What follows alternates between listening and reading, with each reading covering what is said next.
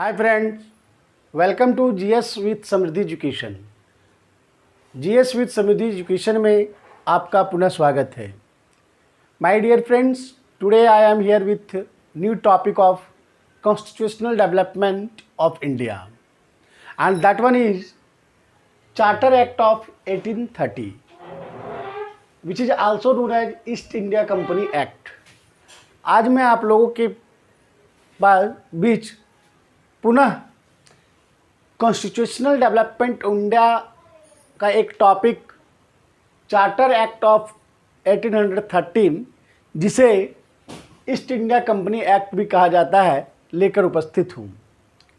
मैं इस टॉपिक को शुरू करूँ उससे पहले मैं चाहूँगा कि पिछले क्लास में मैंने जो आपको बताया था उसका एक बार ओवरव्यू दूँ। पिछले क्लास में मैंने बताया था कि पिट्स इंडिया एक्ट 1784 के तहत भारत को जो पहले ईस्ट इंडिया कंपनी का उपनिवेश माना जाता था उसे ब्रिटिश आधिपत्य क्षेत्र कहा गया था।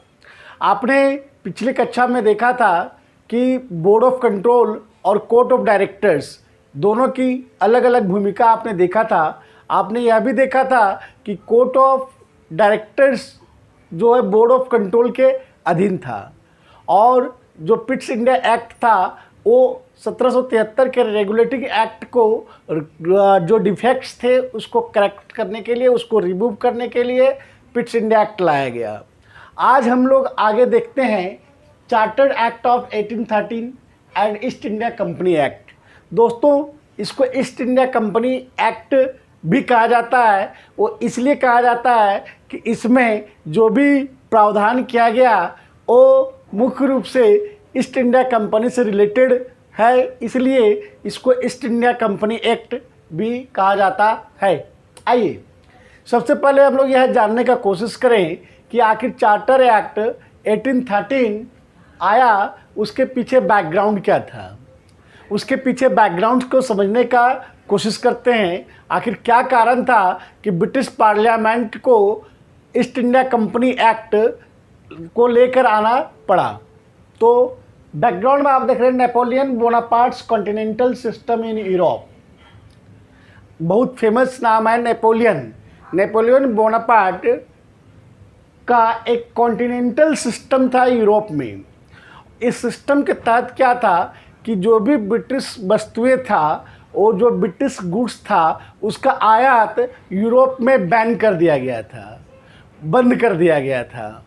मतलब जो ब्रिटिश के ट्रेडर्स थे, जो ब्रिटिश व्यापारी थे, उसको यूरोप में वहाँ जाकर व्यवसाय करना उसके लिए काफ़ी मुश्किल हो गया था वो बोनापार्ट्स कॉन्टिनेंटल सिस्टम के तहत, जिसके कारण जो ब्रिटिश व्यापारी थे वो काफ़ी प्रभावित हुए, काफ़ी अफेक्टेड हुए।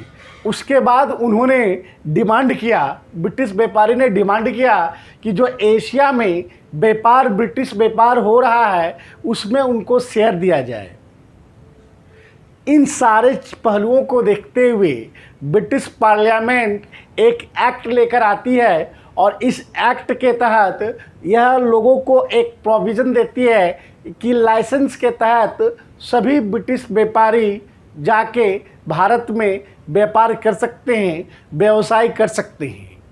और वो लाइसेंस जो लाइसेंसिंग है वो लाइसेंस का क्या रूल्स होगा, क्या नियम होगा, वो चार्टर एक्ट 1813 में वर्णित किया गया।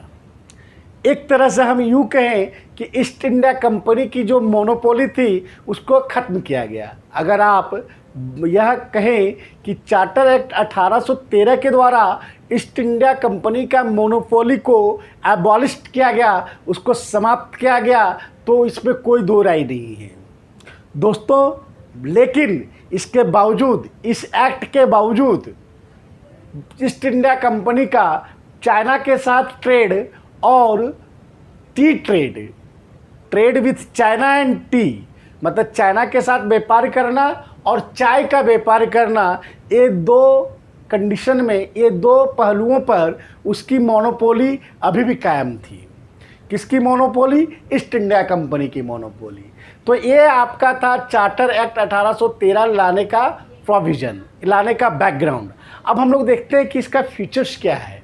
आखिर चार्टर एक्ट 1813 में कौन कौन से फीचर्स को लाया गया, कौन कौन सी प्रॉपर्टीज़ की है। तो अगर मैं इसकी फीचर्स की बात करूं तो पहला फीचर्स है this act asserted the crown sovereignty over British.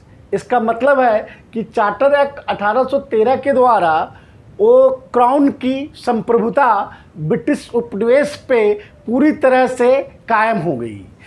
यह एक्ट इस बात को सिद्ध करता है कि जो ब्रिटिश आधिपत्य क्षेत्र है वहाँ पे क्राउन का शासन होगा, क्राउन का रूल चलेगा, ब्रिटिश पोसेशन इन इंडिया। दूसरा, extension of companies rules for another 20 years.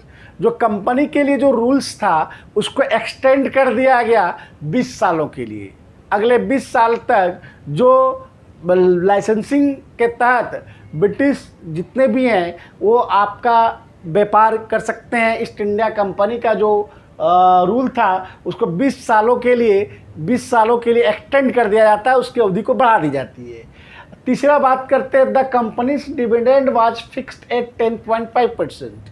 Company का जो डिविडेंड था उसको 10.5% पर फिक्स कर दिया गया। आपको मालूम होगा कि 1773 का रेगुलेटिंग एक्ट जब हम लोग पढ़ रहे थे उस समय जो कंपनी का डिविडेंड था वो 6% था। आज 1813 में कंपनी के डिविडेंड को 10.5% पर फिक्स किया गया। Next, missionaries got permission for religious proselytisation. अब इस एक्ट के तहत जो मिशनरी था उसको भारत में आने का अनुमति प्रदान की गई, मिशनरी को भारत में आने का अनुमति मिल गई और मिशनरीज भारत में आके धार्मिक धर्मांतरण के कार्यों में संलग्न हो गए। धार्मिक धर्मांतरण करने के कार्य की वो छूट एक तरह से आप कहें कि वो यहाँ पे आके धर्म परिवर्तन का काम शुरू कर दिए। और उसको ये जो परमिशन मिला, मिशनरीज को जो परमिशन मिला वो चार्टर एक्ट 1813 के तहत। फिर है financial grant towards the revival of Indian literature and promotion of science. Charter act 1813 के द्वारा ग्रांट प्रोवाइड किया गया, अनुदान दिया गया। किस लिए? तो जो भारतीय संस्कृति है, इंडियन कल्चर है और जो साइंस के प्रमोशंस के लिए, विज्ञान को बढ़ावा देने के लिए और भारतीय संस्कृति जो इंडियन कल्चर है, भारतीय लिटरेचर, भारतीय जो क्या कह सकते हैं उसको शास्त्र है, उसको बढ़ावा देने के लिए अनुदान दिया गया है, इंडियन लिटरेचर और प्रमोशन ऑफ साइंस। फिर नेक्स्ट है, it defined for the first time the constitution position of British Indian territory. यानी ब्रिटिश इंडियन टेरिटरी का संवैधानिक स्थान इसी एक्ट के द्वारा दिया गया। आप पिछले बार देखे थे कि ब्रिटिश आधिपत्य क्षेत्र कहा जाता था, लेकिन वहाँ पे उनको संवैधानिक स्थान नहीं मिला था, लेकिन यहाँ पे संवैधानिक स्थान मिला। मतलब कॉन्स्टिट्यूशन में इस बात को दर्ज किया गया कि भारत जो है वो ब्रिटिश आधिपत्य क्षेत्र है। तो ये आपका था चार्टर एक्ट 1813। तो अगर मैं इसको रिकॉल करने की अगर बात करूं तो चार्टर एक्ट 1813 का जो मुख्य बिंदु है जिसको आप एग्जामिनेशन की दृष्टिकोण से आपको हमेशा ध्यान में रखना है, number 1 Napoleon Bonaparte continental system.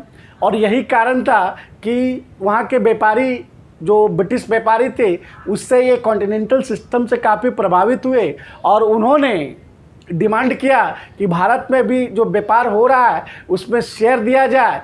इन सारी परिस्थितियाँ और इसको ईस्ट इंडिया कंपनी ने विरोध किया। जब ईस्ट इंडिया कंपनी ने विरोध किया तो ब्रिटिश पार्लियामेंट एक एक्ट लेकर आती है और वह एक्ट चार्टर एक्ट 1813 के नाम से जाना जाता है। और उस एक्ट के तहत जो ईस्ट इंडिया कंपनी का जो मोनोपोली था उसको ख़त्म किया जाता है, लेकिन ईस्ट इंडिया कंपनी का मोनोपोली 2 चीज़ों में बरकरार रहता है, एक चाइना के साथ व्यापार और चाय का व्यापार। तो ये सारी चीज़ों को आप देखते हैं। दूसरी बात आप यह भी देखते हैं कि यह 20 ईयर्स के लिए इसको एक्सटेंड किया जाता है, एक्सटेंशन 20 ईयर्स के लिए मिल जाता है। और कंपनी का डिविडेंड है जो 10.5% पे फिक्स किया जाता है। इस एक्ट के तहत मिशनरीज को परमिशन मिलता है कि वो आके धार्मिक प्रवर्तन का कार्य कर सके और भारत को अनुदान मिलता है ताकि वो इंडियन लिटरेचर और साइंस का प्रमोशन कर सके। हालांकि यह अनुदान मिला नहीं, सिर्फ कहा गया। फिर है, ये पहली बार भारत को ब्रिटिश के संविधान में ब्रिटिश अधिपत्य क्षेत्र का संवैधानिक दर्जा प्रदान किया गया। दोस्तों, तो ये था चार्टर एक्ट 1813। अब इससे नेक्स्ट वीडियो में हम लोग नेक्स्ट टॉपिक पे अध्ययन करेंगे। अगर ये वीडियो पसंद आता है तो इसको लाइक करें, शेयर करें और अपने दोस्तों को शेयर करें और आइकन बटन को दबाएं, ताकि आप जो भी नोटिफिकेशन, जो भी वीडियो यहाँ से अपलोड किया जाए उसका नोटिफिकेशन सबसे पहले आप तक पहुँचे। धन्यवाद।